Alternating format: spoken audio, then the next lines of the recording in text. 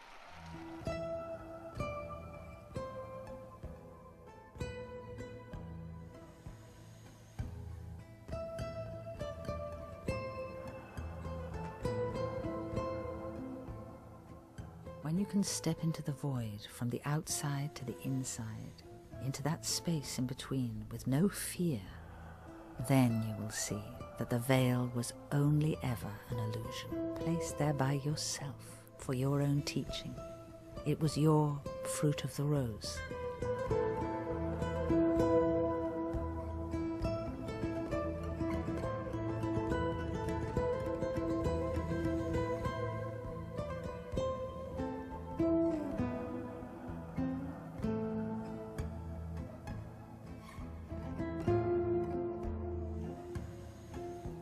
The door is inside of each of us. And through the inside, we can meet. Dare you dance, or will you walk?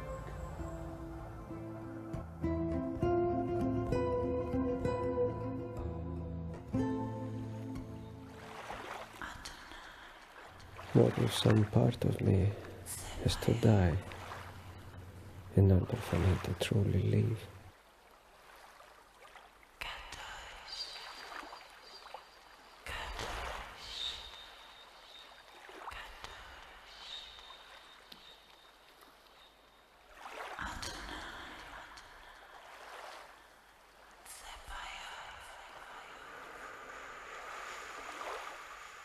From the beginning, we have been with you. We are the ancient ones.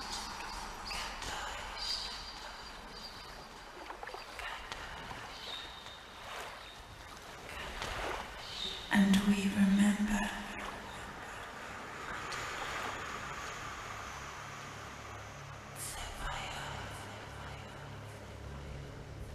We remember the time when there was only love.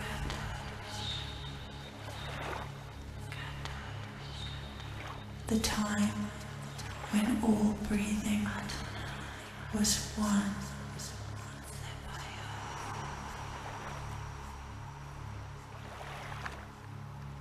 We remember the seed of your being,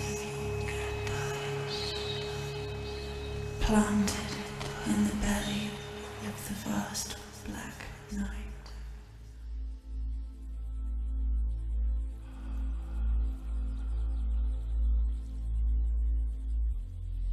¿Quién soy yo?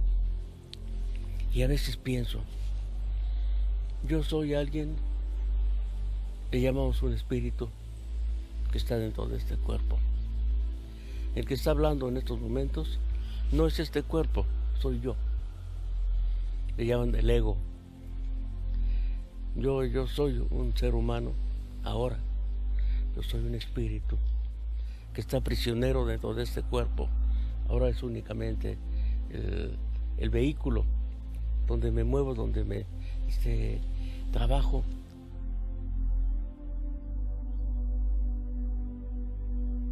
The priestess in the ancient Egyptian time, or the chosen people, have discovered lots of energies and lots of secrets. And they know about human body very good. To hear the voice, to hear something, it can guide you and it can guide the body. The sound and the smell can guide the soul. If I die today, it's not the end of the world. It's not the end of the life. The life going to continue. And me, myself, I am going to be in another dimension. In the yogic systems, in the Indian way of spirituality, when we say spirituality, we don't talk about God, we talk about death. Because only with the reminder that human being is mortal, that he tends to look beyond dimensions which are beyond the physical. Well, I bled to death in the birth of my second child. And I have been told since by a lama that that is the most excellent way to die. Because you retain your consciousness till the last second. At the very, very end of the tunnel, there was a light. And it was so fascinating. I saw to the left a light coming towards me, a golden light, and I knew that that light was my father. And I just rejoiced inside. And he came towards me and he was walking, and I had never seen my father walk or stand in life. He was paralyzed. So he was walking, and that made me more joyous. And I said, "Oh, Dad." And behind him, there were all of these lights stretching back as far as you could see. And I said, "Who is that with you?" And he said, "These are all your ancestors. Didn't you know? You are the living hope of all your ancestors." So human, as I hold it, is not just being a mammal. It is also being a god, or a goddess, in form, in matter at the same time. And that tension between our embodiment and our animal nature and our divine nature becomes very fruitful and a very fertile territory. We empower you to be able to know that within this silhouette of this form of the two-leggeds, go out and discover. Listen to the communications, not just of the two-leggeds. Listen to the wind, listen to the trees, listen to all that is around. Use the sensories that are within you. The God, deity, entity is within all of us. There is that suddenly we are open to each other, and open to being enlightened by each other. And that to me defines consciousness, and that is something which is now springing up. A new sense of that consciousness is literally arising as we speak.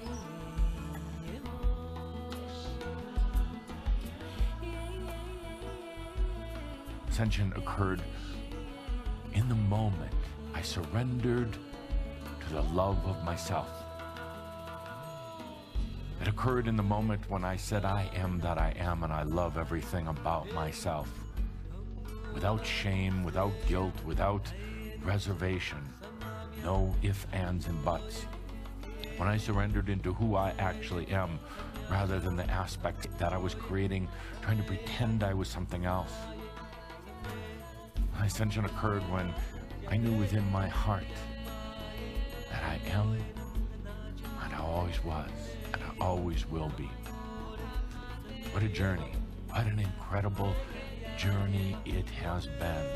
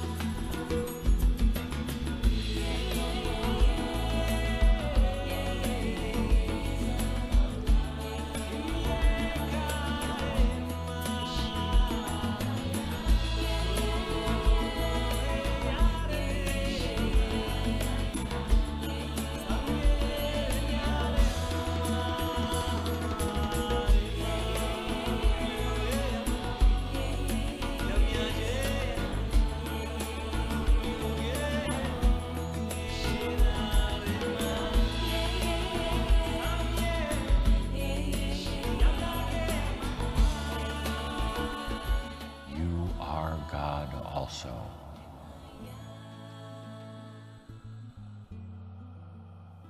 And so it is.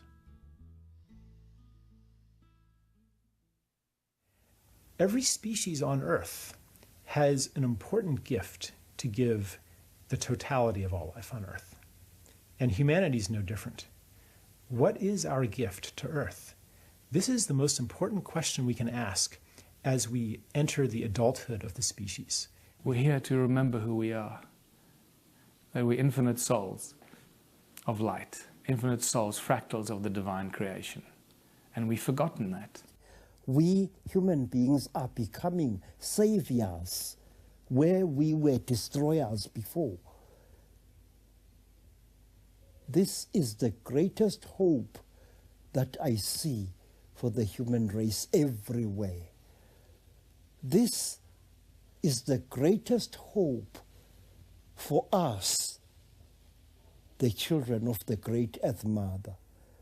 For the next few hundred years, our purpose will probably be to heal the damage that's been caused, to reverse the deserts, to replant the forests, to take care of Earth, to heal the toxic waste.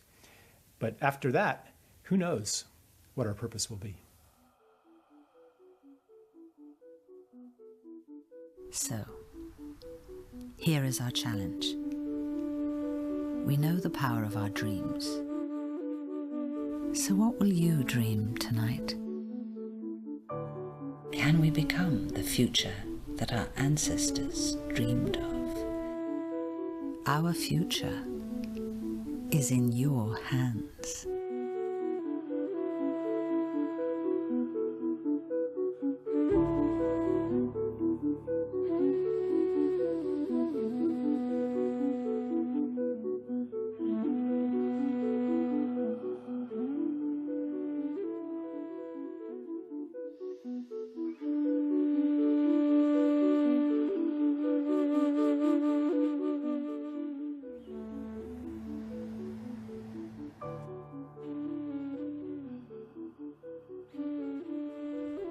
Any change?